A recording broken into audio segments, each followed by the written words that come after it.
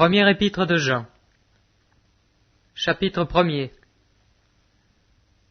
Ce qui était dès le commencement, ce que nous avons entendu, ce que nous avons vu de nos yeux, ce que nous avons contemplé et que nos mains ont touché concernant la parole de vie,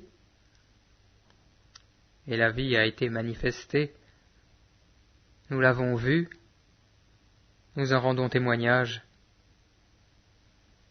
et nous vous annonçons la vie éternelle qui était auprès du Père et qui nous a été manifestée. Ce que nous avons vu et entendu, nous vous l'annonçons à vous aussi, afin que vous aussi vous soyez en communion avec nous. Or notre communion est avec le Père et avec son Fils Jésus-Christ. Ceci nous l'écrivons, afin que notre joie soit complète. Voici le message que nous avons entendu de lui et que nous vous annonçons. Dieu est lumière, il n'y a pas en lui de ténèbres. Si nous disons que nous sommes en communion avec lui et que nous marchions dans les ténèbres, nous mentons et nous ne pratiquons pas la vérité. Mais si nous marchons dans la lumière comme il est lui-même dans la lumière, nous sommes en communion les uns avec les autres, et le sang de Jésus, son Fils, nous purifie de tout péché. Si nous disons que nous n'avons pas de péché, nous nous séduisons nous-mêmes, et la vérité n'est pas en nous, si nous confessons nos péchés. Il est fidèle et juste pour nous pardonner nos péchés et nous purifier de toute injustice. Première épître de Jean, chapitre 2. Mes petits enfants, je vous écris ceci afin que vous ne péchiez pas. Et si quelqu'un a péché, nous avons un avocat auprès du Père, Jésus-Christ le juste. Il est lui-même victime expiatoire pour nos péchés, non seulement pour les nôtres, mais aussi pour ceux du monde entier. À ceci nous reconnaissons que nous l'avons connu, si nous gardons ses commandements. Celui qui dit « je l'ai connu » et qui ne garde pas ses commandements est un menteur, et la vérité n'est pas en lui. Mais celui qui garde sa parole, l'amour de Dieu est vraiment parfait en lui. À ceci nous reconnaissons que nous sommes en lui. Celui qui déclare demeurer en lui doit aussi marcher comme lui, le Seigneur, a marché. Bien-aimés, ce n'est pas un commandement nouveau que je vous écris, mais un commandement ancien que vous avez entendu dès le commencement. Ce commandement ancien, c'est la parole que vous avez entendue. D'autre part, c'est un commandement nouveau que je vous écris. Ceci est vrai pour lui et pour vous, car les ténèbres passent et la lumière véritable brille déjà.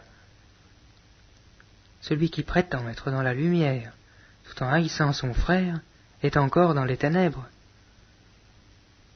Celui qui aime son frère demeure dans la lumière et ne risque pas de tomber. Mais celui qui a de la haine pour son frère est dans les ténèbres. Il marche dans les ténèbres et ne sait où il va parce que les ténèbres ont rendu ses yeux aveugles. Je vous écris, petits enfants, parce que vos péchés vous sont pardonnés à cause de son nom. Je vous écris, Père, parce que vous avez connu celui qui est dès le commencement. Je vous écris, jeunes gens, parce que vous avez vaincu le malin. Je vous ai écrit, jeunes enfants, parce que vous avez connu le Père. Je vous ai écrit, Père, parce que vous avez connu celui qui est dès le commencement. Je vous ai écrit, jeunes gens, parce que vous êtes forts, que la parole de Dieu demeure en vous et que vous avez vaincu le malin. N'aimez pas le monde, ni ce qui est dans le monde. Si quelqu'un aime le monde, l'amour du Père n'est pas en lui. Car tout ce qui est dans le monde, la convoitise de la chair, la convoitise des yeux, et l'orgueil de la vie ne vient pas du Père, mais vient du monde. Et le monde passe, et sa convoitise aussi. Mais celui qui fait la volonté de Dieu demeure éternellement. Jeunes enfants, c'est l'heure dernière.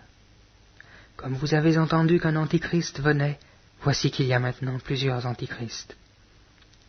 Par là, nous reconnaissons que c'est l'heure dernière. Ils sont sortis de chez nous, mais ils n'étaient pas des nôtres. Car s'ils avaient été des nôtres, ils seraient demeurés avec nous. Mais de la sorte, il est manifeste que tous ne sont pas des nôtres. Vous-même, vous avez une onction de la part de celui qui est saint, et tous vous avez la connaissance. Je vous ai écrit non parce que vous ne savez pas la vérité, mais parce que vous la savez, et parce qu'aucun mensonge ne vient de la vérité. Qui est le menteur? Sinon, celui qui nie que Jésus est le Christ. Celui-là est l'Antichrist, qui nie le Père et le Fils. Quiconque nie le Fils n'a pas non plus le Père. Celui qui confesse le Fils a aussi le Père. Pour vous, ce que vous avez entendu dès le commencement doit demeurer en vous. Si ce que vous avez entendu dès le commencement demeure en vous, vous demeurerez, vous aussi, dans le Fils et dans le Père. Et voici la promesse qu'il nous a faite, la vie éternelle. Je vous ai écrit ceci au sujet de ceux qui vous séduisent. Pour vous, l'onction que vous avez reçue de lui demeure en vous et vous n'avez pas besoin qu'on vous enseigne. Mais comme son onction vous enseigne toutes choses, qu'elle est véritable et qu'elle n'est pas un mensonge, demeurez en lui comme elle vous l'a enseigné. Et maintenant, petits enfants, demeurez en lui, afin qu'au moment où il sera manifesté, nous ayons de l'assurance, et qu'à son avènement, nous n'ayons pas honte devant lui. Si vous savez qu'il est juste, reconnaissez que quiconque pratique la justice est né de lui.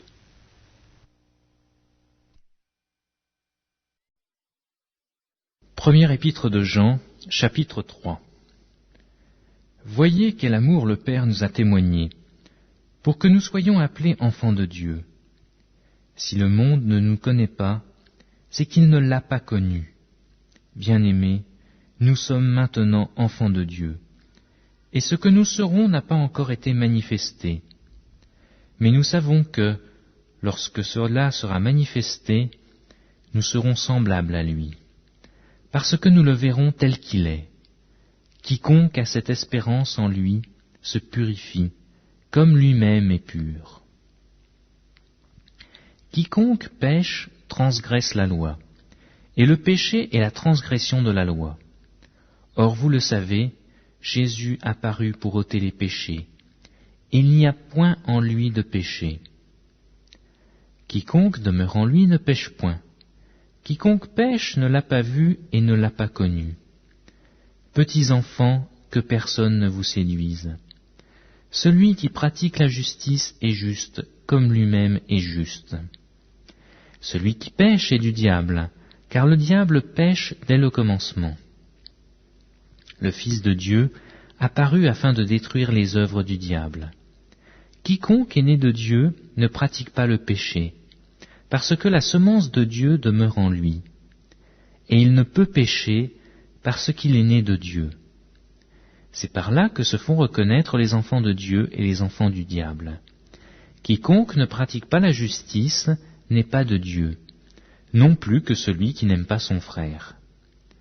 Car ce qui vous avait été annoncé, et ce que vous avez entendu dès le commencement, c'est que nous devons nous aimer les uns les autres, et ne pas ressembler à Caïn, qui était du malin et qui tua son frère. Et pourquoi le tua-t-il? C'est parce que ses œuvres étaient mauvaises, et que celles de son frère étaient justes. Ne vous étonnez pas, frères, si le monde vous hait. Nous savons que nous sommes passés de la mort à la vie, parce que nous aimons les frères. Celui qui n'aime pas son frère demeure dans la mort. Quiconque est son frère est un meurtrier, et vous savez qu'aucun meurtrier n'a la vie éternelle demeurant en lui. Nous avons connu l'amour en ce qu'il a donné sa vie pour nous. Nous aussi, nous devons donner notre vie pour les frères. Si quelqu'un possède les biens du monde et que, voyant son frère dans le besoin, il lui ferme ses entrailles, comment l'amour de Dieu demeure-t-il en lui? Petits enfants, n'aimons pas en parole et avec la langue, mais en action et avec vérité. Par là nous connaîtrons que nous sommes de la vérité, et nous rassurerons nos cœurs devant lui, car si notre cœur nous condamne, Dieu est plus grand que notre cœur, et il connaît toutes choses. Bien-aimés, si notre cœur ne nous condamne pas, nous avons de l'assurance devant Dieu. Quoi que ce soit que nous demandions, nous le recevons de lui, parce que nous gardons ses commandements et que nous faisons ce qui lui est agréable. Et c'est ici son commandement, que nous croyions au nom de son Fils Jésus-Christ et que nous nous aimions les uns les autres selon le commandement qu'il nous a donné. Celui qui garde ses commandements demeure en Dieu et Dieu en lui. Et nous connaissons qu'il demeure en nous par l'Esprit qu'il nous a donné. Première épître de Jean, chapitre 4. Bien-aimés, n'ajoutez pas foi à tout esprit, mais éprouvez les esprits pour savoir s'ils sont de Dieu. Car plusieurs faux prophètes sont venus dans le monde. Reconnaissez à ceci l'Esprit de Dieu. Tout esprit qui confesse Jésus-Christ, venu en chair, est de Dieu. Et tout esprit qui ne confesse pas Jésus-Christ venu en chair n'est pas de Dieu. C'est celui de l'Antéchrist, dont vous avez appris la venue, et qui maintenant est déjà dans le monde. Vous, petits enfants, vous êtes de Dieu, et vous les avez vaincus, parce que celui qui est en vous est plus grand que celui qui est dans le monde. Eux, ils sont du monde. C'est pourquoi ils parlent d'après le monde, et le monde les écoute. Nous sommes de Dieu. Celui qui connaît Dieu nous écoute. Celui qui n'est pas de Dieu ne nous écoute pas. C'est par là que nous connaissons l'esprit de la vérité et l'esprit de l'erreur. Bien-aimés, aimons-nous les uns les autres, car l'amour est de Dieu, et quiconque aime est né de Dieu et connaît Dieu. Celui qui n'aime pas n'a pas connu Dieu, car Dieu est amour. L'amour de Dieu a été manifesté envers nous, en ce que Dieu a envoyé son Fils unique dans le monde, afin que nous vivions par lui. Et cet amour consiste non point en ce que nous avons aimé Dieu, mais en ce qu'il nous a aimés et a envoyé son Fils comme victime propitiatoire pour nos péchés. Bien-aimés, si Dieu nous a ainsi aimés, nous devons aussi nous aimer les uns les autres. Personne n'a jamais vu Dieu. Si nous aimons les uns les autres, Dieu demeure en nous et son amour est parfait. Nous connaissons que nous demeurons en lui et qu'il demeure en nous, en ce qu'il nous a donné de son esprit. Et nous avons vu et nous attestons que le Père a envoyé le Fils comme sauveur du monde. Celui qui confessera que Jésus est le Fils de Dieu, Dieu demeure en lui et lui en Dieu. Et nous avons connu l'amour que Dieu a pour nous et nous y avons cru. Dieu est amour. Et celui qui demeure dans l'amour demeure en Dieu et Dieu demeure en lui. Tel il est, tel nous sommes aussi dans le monde. C'est en cela que l'amour est parfait en nous, afin que nous ayons de l'assurance au jour du jugement. La crainte n'est pas dans l'amour, mais l'amour parfait bannit la crainte. Car la crainte suppose un châtiment, et celui qui craint n'est pas parfait dans l'amour. Pour nous l'aimons, parce qu'il nous a aimés le premier. Si quelqu'un dit « j'aime Dieu » et qu'il haïsse son frère, c'est un menteur. Car celui qui n'aime pas son frère qu'il voit, comment peut-il aimer Dieu qu'il ne voit pas? Et nous avons de lui ce commandement, que celui qui aime Dieu aime aussi son frère.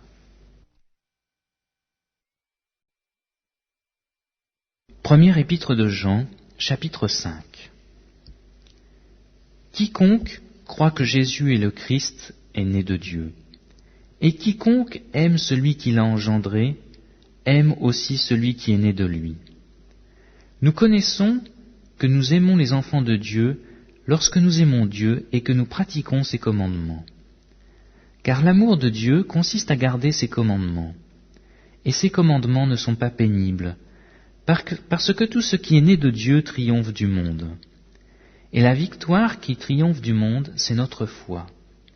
Qui est celui qui a triomphé du monde, sinon celui qui croit que Jésus est le Fils de Dieu? C'est lui, Jésus-Christ, qui est venu avec de l'eau et du sang, non avec l'eau seulement, mais avec l'eau et avec le sang. Et c'est l'Esprit qui rend témoignage, parce que l'Esprit est la vérité. Car il y en a 3 qui rendent témoignage dans le ciel, le Père, la Parole et le Saint-Esprit, et ces 3-là sont un. Et il y en a aussi 3 qui rendent témoignage sur la terre, l'Esprit, l'eau et le sang, et les 3 sont d'accord. Si nous recevons le témoignage des hommes, le témoignage de Dieu est plus grand. Car le témoignage de Dieu consiste en ce qu'il a rendu témoignage à son Fils. Celui qui croit au Fils de Dieu a ce témoignage en lui-même. Celui qui ne croit pas Dieu le fait menteur, puisqu'il ne croit pas au témoignage que Dieu a rendu à son Fils. Et voici ce témoignage, c'est que Dieu nous a donné la vie éternelle, et que cette vie est dans son Fils. Celui qui a le Fils a la vie. Celui qui n'a pas le Fils de Dieu n'a pas la vie. Je vous ai écrit ces choses, à vous qui croyez au nom du Fils de Dieu, afin que vous sachiez que vous avez la vie éternelle, et que vous croyiez au nom de Fils de Dieu. Nous avons auprès de lui cette assurance que si nous demandons quelque chose selon sa volonté, il nous écoute. Et si nous savons qu'il nous écoute, quelque chose que nous demandions, nous savons que nous possédons la chose que nous lui avons demandée. Si quelqu'un voit son frère commettre un péché qui ne mène point à la mort, qu'il prie, et Dieu donnera la vie à ce frère, et il la donnera à ceux qui commettent un péché qui ne mène point à la mort. Il y a un péché qui mène à la mort. Ce n'est pas pour ce péché-là que je dis de prier. Toute iniquité est un péché, et il y a tel péché qui ne mène pas à la mort. Nous savons que quiconque est né de Dieu ne pêche point, mais celui qui est né de Dieu se garde lui-même, et le malin ne le touche pas. Nous savons que nous sommes de Dieu, et que le monde entier est sous la puissance du malin. Nous savons aussi que le Fils de Dieu est venu, et qu'il nous a donné l'intelligence pour connaître le véritable. Et nous sommes dans le véritable, en son Fils Jésus-Christ. C'est lui qui est le Dieu véritable et la vie éternelle. Petits enfants, gardez-vous des idoles. Amen.